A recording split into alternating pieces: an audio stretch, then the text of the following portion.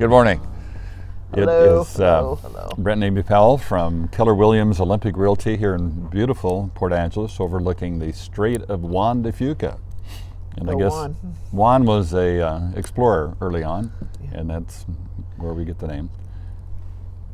Yes. We thought we thought we'd just talk a little bit about the weather, since obviously, well, for us obviously, fall has arrived. We had this beautiful summer with nice warm days and no rain for, gosh, months. It felt like 2 or 3 months. Months. And this is pretty much the typical weather in the winter. It never rains a whole bunch, and this is for you folks that are around the country that don't live here currently. But we do get a lot of gray, overcast days. 50 shades. 50 shades of gray? Oh, honey. We don't recommend that. But Well, anyway. it's the colors Yeah. What do you mean the colors? of the sky, of everything gets gray. Yeah, sometimes. except sometimes we see blue. Except if you live in Sequim, they have this thing called the blue hole. And But we are in the rain shadow, Brent. yeah, we'll explain the rain shadow. How does that work? Well, the predominant weather comes from the south and southwest. So it is forced up over the Olympics, which drains it. All the rain, most of the rain, is on the other side, the south side of the Olympics. And then by the time it gets here, the clouds are pretty much empty. So we have I think Logan's going to put up a picture of that. So, in fact, if you live on the other side of the Olympics, what do you got? Bug. Like Forks is the rainiest town in the country, I believe, and they get well over 100 some inches a year. We lived in a town that got about 95 inches of rain a year, and here we get 30, 32, 34. And the whole idea is that the farther west you go, which is that direction, every mile sort of equals an additional inch of rain in the year. And I think normally we get less rain than San Antonio. Tobio? San Antonio Well, gets. it's less than Seattle, too. Yeah, so in Seattle, a lot of our weather reports come from Seattle. They just can't believe that we get less rain than they do, so they always over-predict rain. But anyway, it's a little cold today. It's 47 degrees, and so we're bundling up. We're just debating. And then what about snow? Because we get questions about that. Tell them about snow. We get some. Okay, that's good. We have I think the town has a couple plows. Yeah. So, but they only plow the main ones. But Yeah. And we don't normally use a salt product, so the undercarriage of the cars isn't rotted like back east. We need to get into this real estate stuff. I know. So, Okay. What we normally do every week is we cover the homes in the last 7 days that have closed here in Port Angeles and in Sequim. And up until this point, we have not included manufactured homes, but we had a request from some of our viewers, which Amy met in Goodwill. And what were their names? Roger and Pam. Yeah, Roger and Pam. Hey, Roger and Pam. I hope. Yeah. Or something similar to that.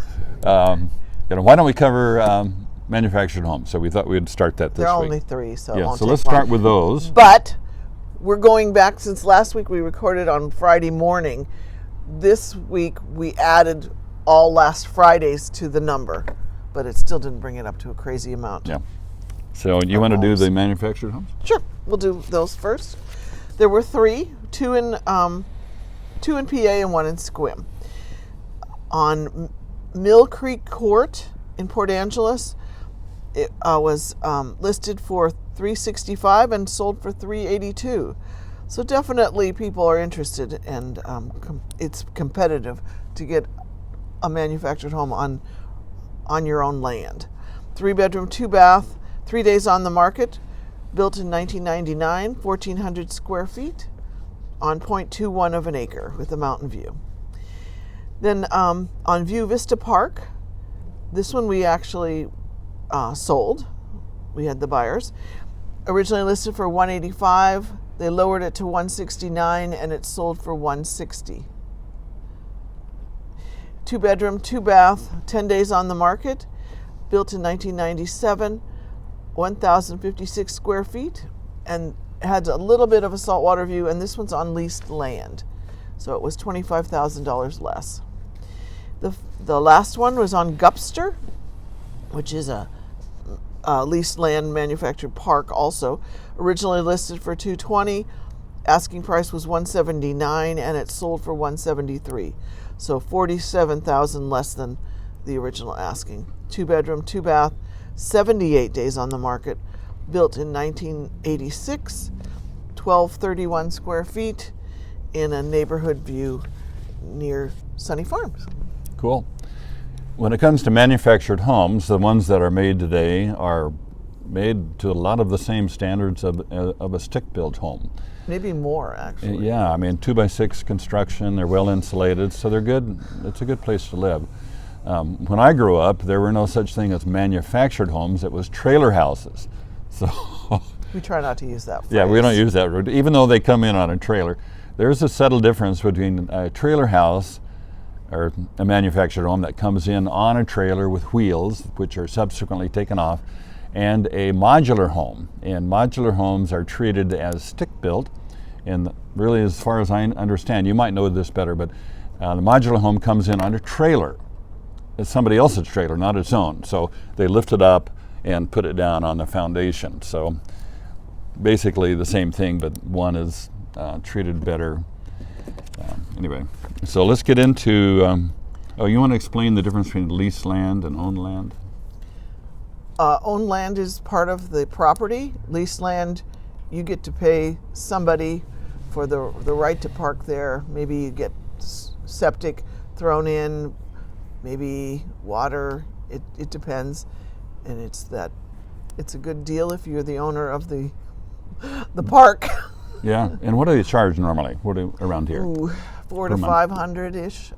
$400 to $500. There's a brand new one in Sequim that I believe it's like around $800. So yeah, 8 or 9. Even though these homes generally are less expensive to get into, then you have a more considerable monthly expense that covers the expenses of the park, and those are for profit too. They're not there just to give you a place to park your manufactured home. Okay, we're going to start out with Port Angeles. The first one is on Columbia, and it was originally listed at $275,000, subsequently lowered to $225,000, and sold for $175,000. So anything that's below below 300 has challenges, and if it's below 200, oh baby, brace yourself. This one's going to be a project for somebody. And it was quite a while on the market, 35 days, $100,000 less than originally asking. Okay, you got the next one? Okay, and it was 1,068 square feet. You want to do that part? Oh, yeah, okay. Sorry. 3-bedroom, 1-bath, 35 days on the market, built in 1978, 1,068 square feet on 0.18. 0.18 of it. Thank you. 0.18 of an acre with a neighborhood view. It's over by Ennis Street and good access to the trail. Okay, house number 2 in Port Angeles is on Hennessy Lane. Originally listed for $399. They lowered it to $349, and that's what it ended up selling for. And it was 3 bedrooms, 1 bath, 104 days on the market, built in 1972 with 1,008 square feet on 0.23 of an acre. Neighborhood view. Okay. Our third home in Port Angeles that closed this last week was on Crestview Drive.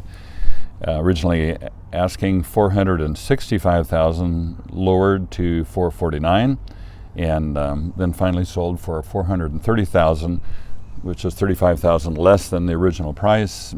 3 bedrooms, 2 baths, 40 days on the market, built in 1977 with 1,469 square feet, with just a little over half an acre in a territorial view. House number 4 in Port Angeles was on West 4th Street. Originally listed for $425,000, it sold for $435,000. $10,000 over, 3 bedroom, 2 baths, 23 days on the market, built in 1925, 1,422 square feet on 0.17 of an acre, and the reason it sold for more is because it has a saltwater view and it's close to the water, nice view.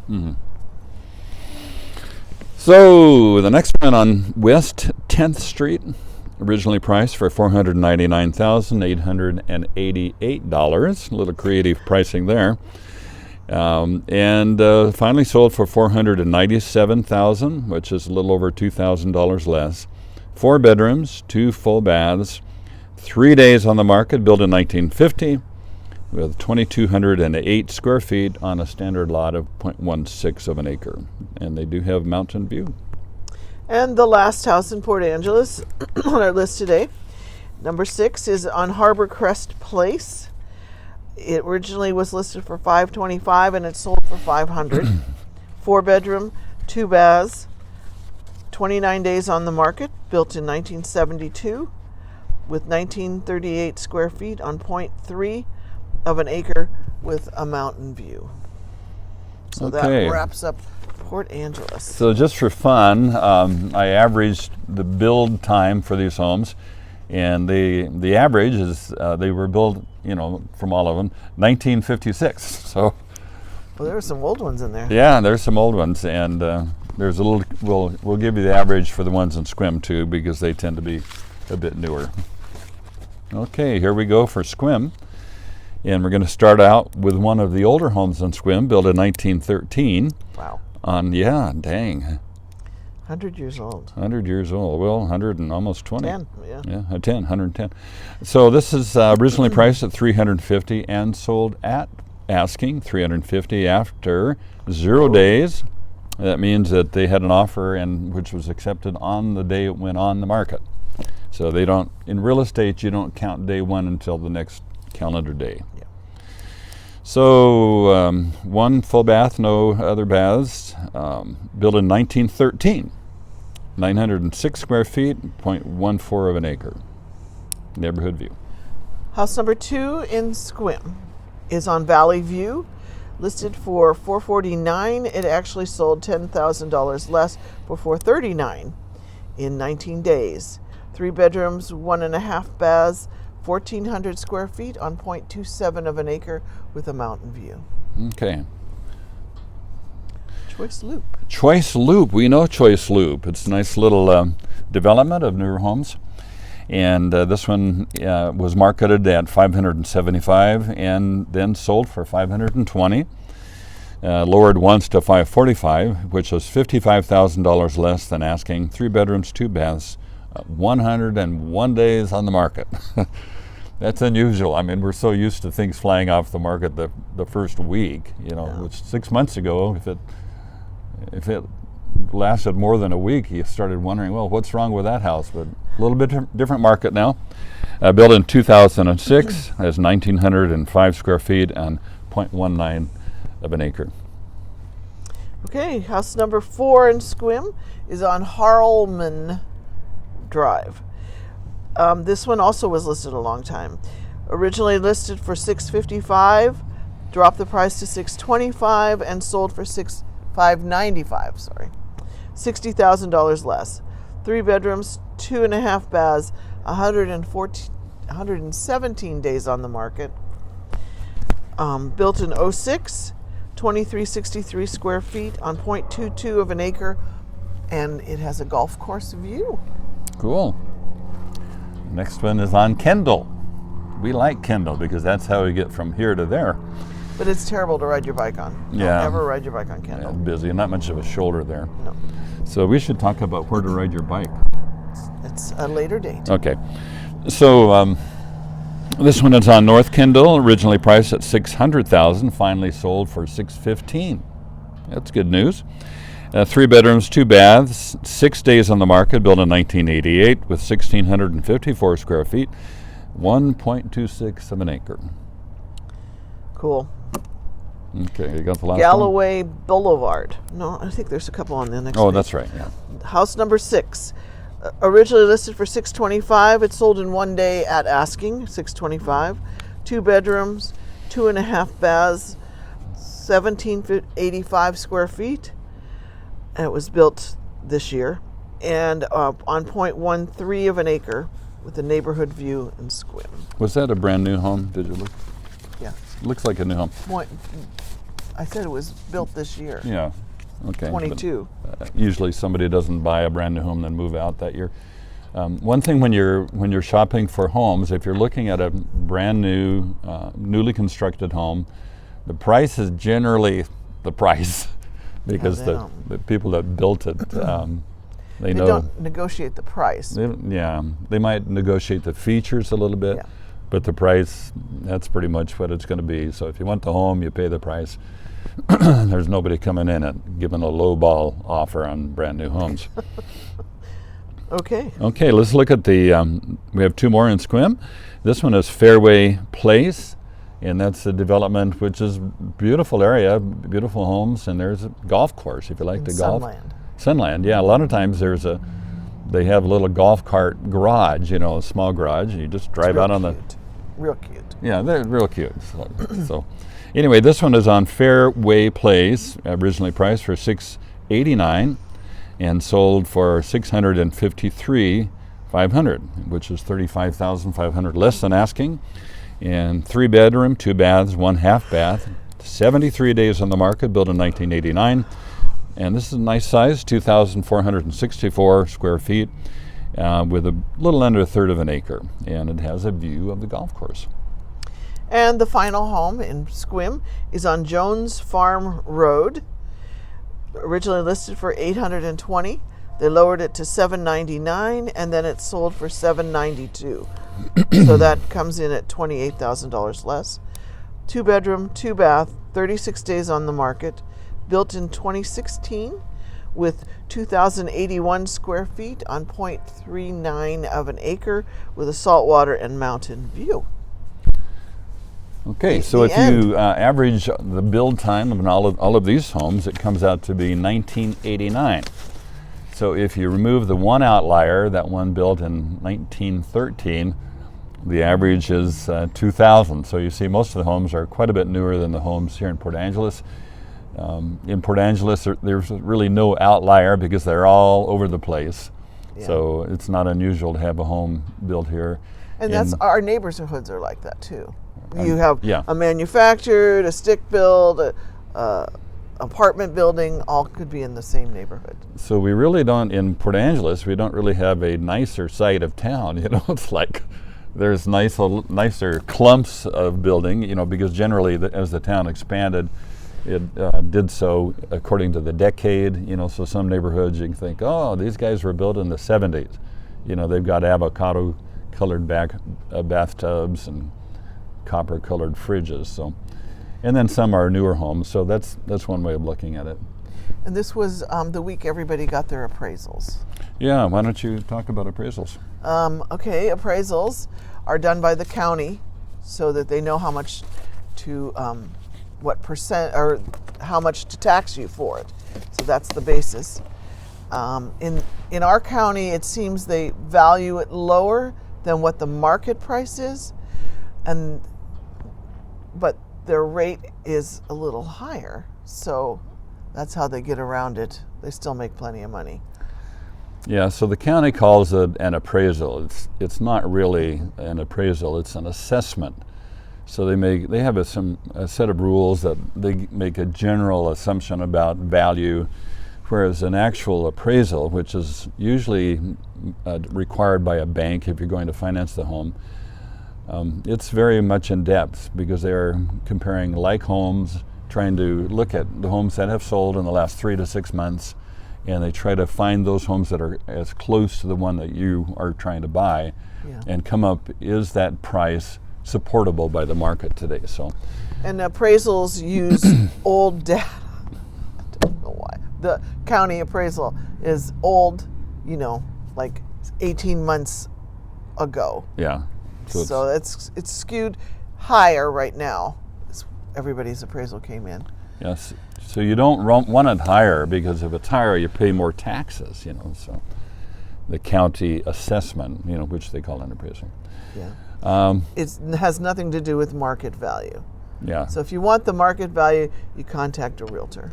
Okay, one other quick mention, which I think we've mentioned in the past, is a lot of folks are looking on Zillow, and the Zillow has a Zestimate, and the Zestimate is pretty accurate if you have 2,000 to 3,000 homes that are being processed every week. But And all look alike. And all look alike. But in a place like Port Angeles, they tell us, and we've been with Zillow, I think we were the first ones on Zillow in Port Angeles about 10 years ago, and they say that their estimate is within 30% of accuracy, give or take.